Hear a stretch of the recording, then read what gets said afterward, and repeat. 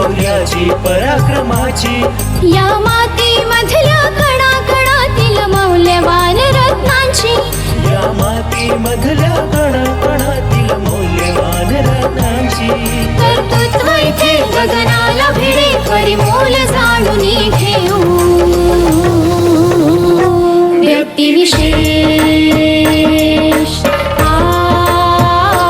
व्यक्तिविशेष व्यक्तिविशेष व्यक्तिविशेष.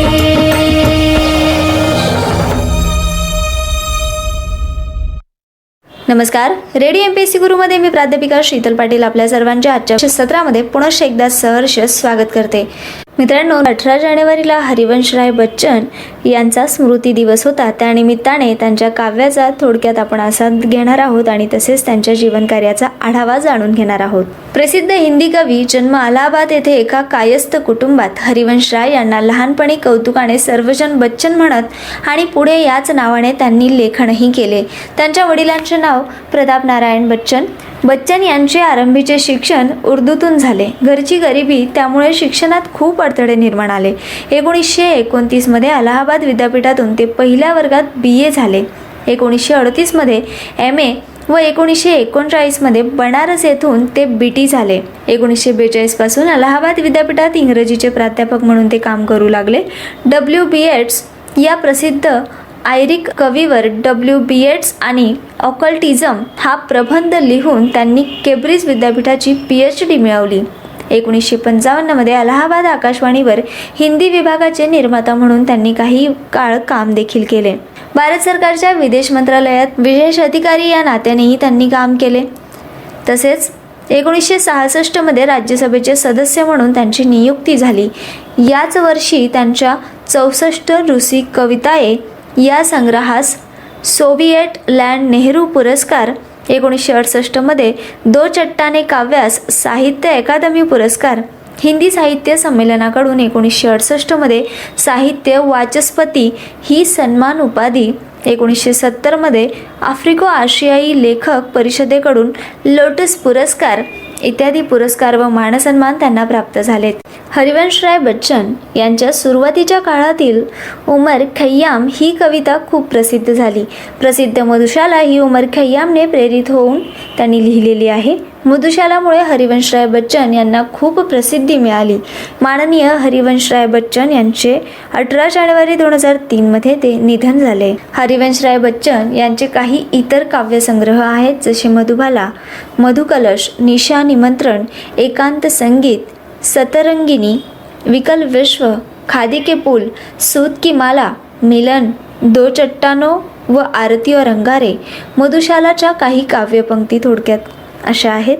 मदिरा पीने की अभिलाषा ही बन जाए अब हाला, मदिरा पीने की अभिलाषा ही बन जाए जब हाला, अंधेरों की आतुरता में ही जब आभासित हो प्याला, बने ध्यान ही करते करते जब साकी साकार सखे, रहे न हाला प्याला साकी तुझे मिलेगी मधुशाला. ह्या भाषेत, ह्या शब्दात ते मधुबालेच्या काव्यांची स्वीकृती करत आपल्या पुढ्यात कविता ठेवतात.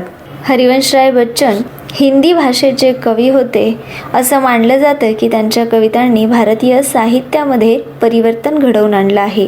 त्यांच्या शैलीने संपूर्ण जनमानसांचं मन जिंकून घेतलं. आजही हरिवंशराय बच्चन यांच्या काही कविता ऐकल्या की मन आनंदानं खुलून जातं. त्यांच्या कवितांमध्ये सदैव जीवन असं फुलवून त्यांनी दाखवलेलं आहे. जीवनाची वास्तविकता त्यांच्या कवितेतून आपल्याला दिसून येते. त्यांच्या कविता म्हणजे मानवी जीवनाचा आरसा आहेत आणि त्या आरशापलट त्यांनी ज्या रचना मांडलेल्या आहेत त्याच रचनांचं आपण या ठिकाणी थोडक्यात बघणार आहोत. मित्रांनो, त्यांची कविता दिन जल्दी जल्दी ढलता है. कवितेचे बोल आहेत. हो जाए ना पथ में रात कहीं, मंजिल भी तो है दूर नहीं, यह सोच थका दिन का पंथी भी जल्दी जल्दी चलता है, दिन जल्दी जल्दी ढलता है. बच्चे प्रत्याशा में होंगे, नीडों से झांक रहे होंगे, यह ध्यान पैरों में चिड़िया के भरता कितनी चंचलता है, दिन जल्दी जल्दी ढलता है।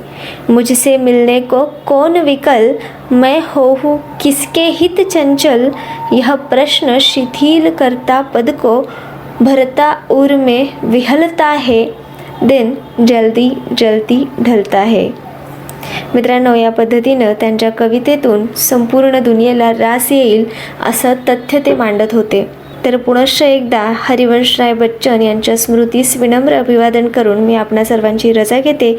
जाता जाता त्यांच्या कवितेच्या 2 ओळी, हा तुम्हारी मृदुल इच्छा, हाय मेरी कटु अनिच्छा, था बहुत मांगा ना तुमने किंतु वह भी दे न पाया, था मैंने तुम्हें रुलाया, था तुम्हें मैंने रुलाया, स्नेह का वह कन तरल था, मधुर था न सुधा गरल था, एक क्षण को भी सरलते क्यों समझ तुमको न पाया, था तुम्हें मैंने रुलाया, था तुम्हें मैंने रुलाया. यासोबतच मी आपणा सर्वांची रजा घेते. आज इथेच थांबूया. पुन्हा भेटू एका नवीन विषयासोबत. तोपर्यंत ऐकत रहा radio MPSC Guru, spreading the knowledge, powered by spectrum academy. आमच्या कार्यक्रमांच्या फीडबॅकसाठी तुम्ही आम्हाला व्हॉट्सअपवर मेसेज करू शकतात. आमचा व्हॉट्सअप क्रमांक आहे 8698869880, अर्थात 8698 8698 80.